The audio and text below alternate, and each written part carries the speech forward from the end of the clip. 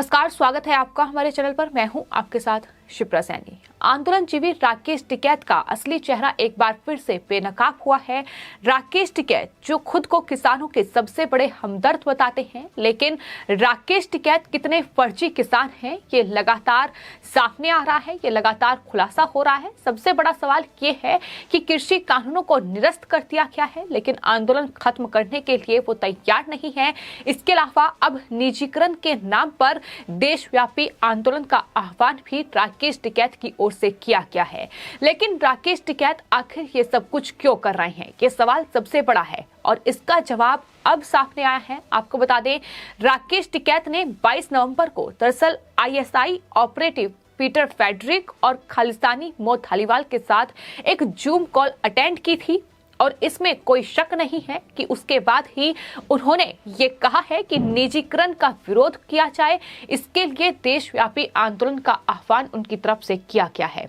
सबसे पहले हम आपको बता दें कि दरअसल जो पीटर फेडरिक हैं और ये मो धालीवाल हैं, ये खालिस्तान के सबसे बड़े समर्थक हैं और टूलकिट जब सामने आई थी तो इन दोनों का नाम सामने आया था और ये सबसे बड़ा खुलासा हुआ था कि भारत के विरोध के नाम पर भारत के खिलाफ ये षड्यंत्र जो टूलकिट के माध्यम से रचा गया था, इसमें सबसे बड़ी भूमिका पीटर फेडरिक और मो धालीवाल ने ही रचाई थी। और फिलहाल जो ये zoom call attend Rakesh Tikait ने की है, जॉइंट ग्लोबल फार्मर मूवमेंट इस नाम से ये पूरी मीटिंग रखी गई थी जो जूम पर हुई थी, जिसमें राकेश टिकैत को बुलाया गया था और इसके अलावा Kiranjit Kaur, ISI operative Peter Frederick और मो धालीवाल जैसे लोग जो हैं वो इस मीटिंग का हिस्सा थे, जिसकी तस्वीरें भी सामने आई हैं। फैक्ट्स नाम के एक ट्विटर हैंडल की ओर से ये तस्वीरें साझा की गई हैं, जिसमें ये दावा किया गया है कि राकेश टिकैत ने इस जूम कॉल को अटेंड किया है। लेकिन सबसे बड़ा सवाल ये है कि अगर देश के किसानों के लिए ये पूरा प्रोटेस्ट राकेश टिकैत कर रहे हैं, अगर देश के लिए प्रोटेस्ट कर रहे हैं, तो इसमें आखिर खालिस्तानियों का क्या काम है? क्योंकि ये हम सब जानते हैं कि पीटर फेडरिक आखिर कौन है। पीटर फेडरिक खालिस्तान का एक सक्रिय समर्थक है और 2006 से सुरक्षा एजेंसियों की रडार पर वो है। सुरक्षा एजेंसियां उसकी तलाश कर रही है। तो ऐसे लोगों के साथ मीटिंग अटेंड करना और वो भी किसानों के नाम पर, ये खुद राकेश टिकैत को बेनकाब करता है।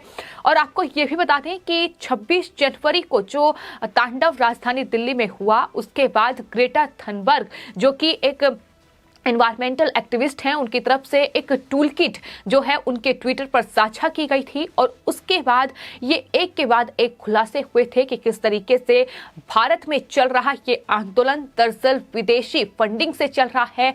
खालिस्तानी अपने एजेंडे को पूरा कर रहे हैं। ये वही खालिस्तानी हैं जो भारत के टुकड़े करने की बात करते हैं और इस पूरे मामले में पीटर फेडरिक और मो धालीवाल का नाम भी सामने आया था। आपको बता दें, जो टूलकिट भारत के खिलाफ तैयार की गई थी, भारत के विरोध के नाम पर भारत के खिलाफ षड्यंत्र रचने के लिए, सिलसिलेवार तरीके से उस टूलकिट में ये जिक्र किया गया था कि आखिर किस तरीके से 26 जनवरी पर यह हिंसा करनी है, किस तरीके से देश में उपद्रव मचाना है, खालिस्तानियों का इस्तेमाल इसमें किया गया था और किसी विशेष दिन पर ट्रेंड करने के लिए कौन सा हैशटैग बनाया जाना है, इस बात का जिक्र भी इस टूलकिट में किया गया था। क्या कार्रवाई की जानी है, किसे टैग किया जाना है और किसका अनुसरण किया जाना है।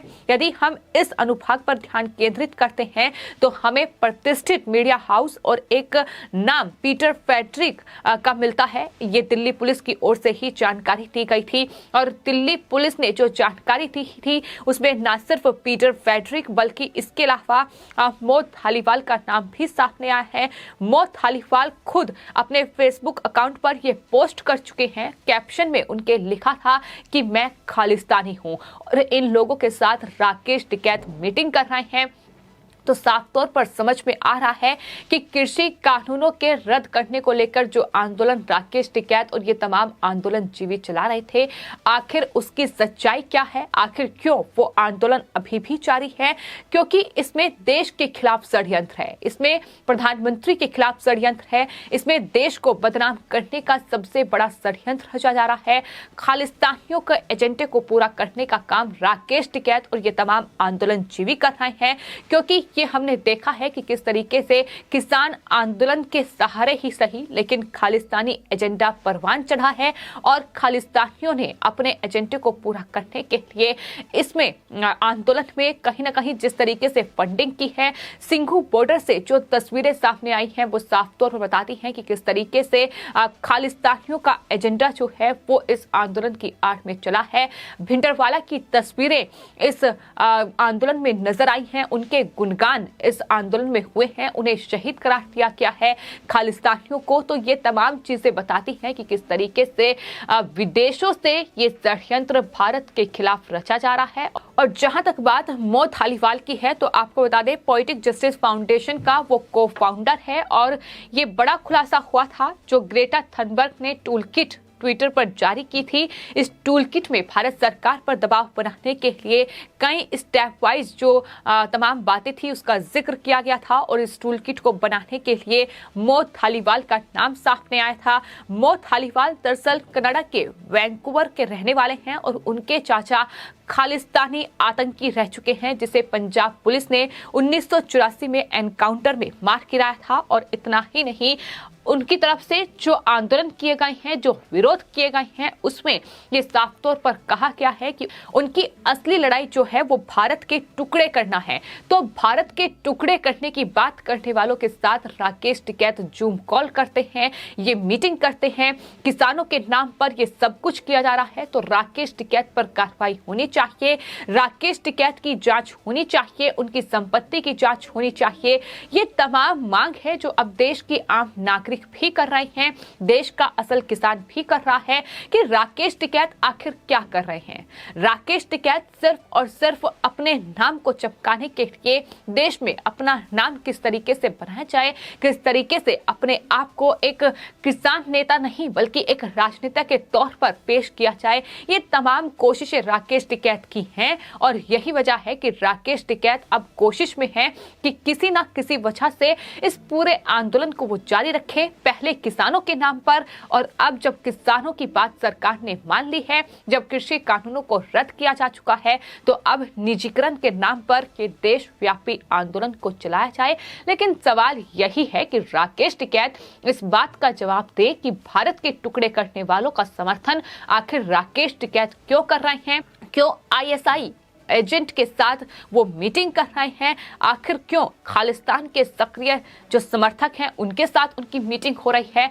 और राकेश टिकैत ने कभी भी खालिस्तानियों पर कोई बयान नहीं दिया है। राकेश टिकैत की ओर से कहा गया है कि खालिस्तानियों की परिभाषा भारत में लोग अपने अपने तरीके से गढ़ते हैं, कुछ लोग इन्हें शहीद मानते हैं तो कुछ लोग इन्हें आतंकवादी मानते हैं। तो इस तरीके के बयान उनकी तरफ से दिए गए हैं। लेकिन फिलहाल जिस तरीके से ये बड़ा खुलासा हुआ है कि 22 नवंबर को आईएसआई ऑपरेटिव पीटर फेडरिक और मौत थालीवाल के साथ राकेश टिकैत ने ये जूम कॉल अटेंड की है, यानी साफ तौर पर ये अब साफ हो चुका है कि ये खालिस्तानियों के एजेंडे पर राकेश टिकैत काम कर रहे हैं। ये पाकिस्तान के एजेंडे को कहीं ना कहीं भारत में आगे बढ़ा रहे हैं, क्योंकि पाकिस्तान हो या ये खालिस्तानी हो, इनका एजेंडा भारत को बदनाम करना है, भारत के टुकड़े करना है और यही इनका सबसे बड़ा मकसद है जिसे पूरा करने का काम राकेश टिकैत की ओर से किया जा रहा है।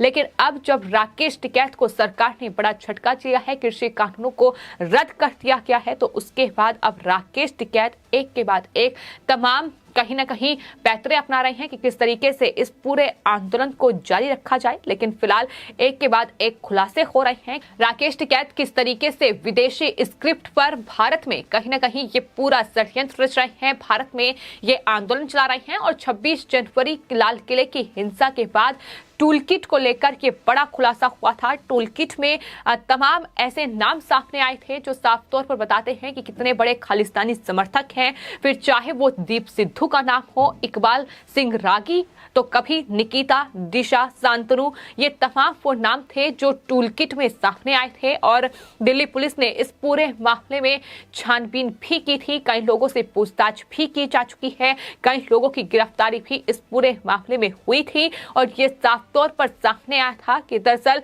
तमाम ये लोग संदिग्ध पाकिस्तानी खुफिया एजेंसी आईएसआई के मोहरे हैं और भारत में ये जो पूरी पिक्चर है, पूरी स्क्रिप्ट जो है वो विदेशियों के द्वारा ही लिखी जा रही है। वो कनाडा के लोग हैं, वो ये खालिस्तानी लोग हैं, वे पाकिस्तानी खुफिया एजेंसी आईएसआई के मोहरे हैं। ये जो तमाम स्क्रिप्ट लिख रहे हैं और इनके स्क्रिप्ट पर राकेश टिकैत और तमाम विपक्षी पार्टियां काम कर रही हैं, खासतौर पर कांग्रेस पार्टी, ये भी किसी से छिपा नहीं है।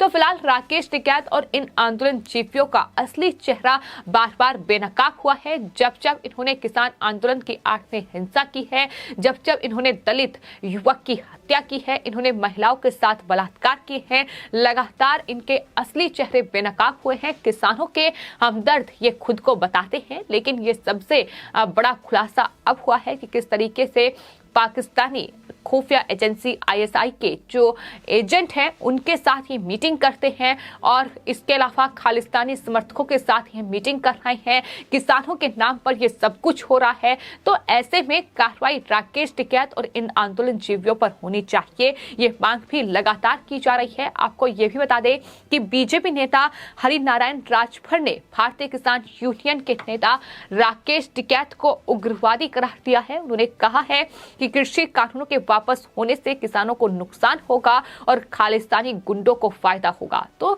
लगातार इस तरीके के बयान भी दिए जा रहे हैं। फिर राकेश टिकैत कहते हैं कि हमें आतंकवादी करार दिया जा रहा है, लेकिन अगर आतंकवादियों के साथ इस तरीके से मीटिंग करेंगे तो आखिर इन्हें क्या कहा जाएगा? क्या इन्हें किसान कहेंगे कि ये देश के जो सबसे बड़े दुश्मन हैं उनके साथ मीटिंग कर रहे हैं, जो भारत के टुकड़े करने की बात करते हैं, मोहथालीवाल जैसे लोग उनके साथ मीटिंग करते हैं, तो आखिर क्या इन्हें किसान कहा जाए? क्या ये किसान हैं जो आंदोलन के नाम पर देश में ये पूरा उपद्रव मचा रहे हैं, देश में ये निर्दोष लोगों की जान ले रहे हैं? तो ये खुद ही बेनकाब हो चुके हैं और इनका जो विदेशी एजेंडा है जिसे पूरा करने का काम ये हिंदुस्तान में कर रहे हैं, हिंदुस्तान को बदनाम करने का काम, उसमें सरकार ने बड़ा प्रहार किया है, कृषि कानूनों को रद्द कर दिया गया है और यही वजह है कि अब अगला जो मकसद है वो निजीकरण का विरोध करना है। और ये भी स्क्रिप्ट कहीं ना कहीं इस जूम कॉल मीटिंग के जरिए ही लिखी गई है। फिलहाल इसकी जांच होनी चाहिए कि आखिर राकेश टिकैत इस मीटिंग का हिस्सा क्यों बने, आखिर किस मुद्दे पर बातचीत हुई, आखिर क्या बातचीत हुई, ये सारा जांच का विषय है। और यही वजह है कि मांग कर रहे हैं लोग कि इस पूरे मामले की जांच हो और राकेश टिकैत पर कार्रवाई की जाए। फिलहाल आपकी इस पूरे मामले पर क्या राय है, हमें कमेंट बॉक्स में जरूर लिखें और चैनल को सब्सक्राइब करें। धन्यवाद।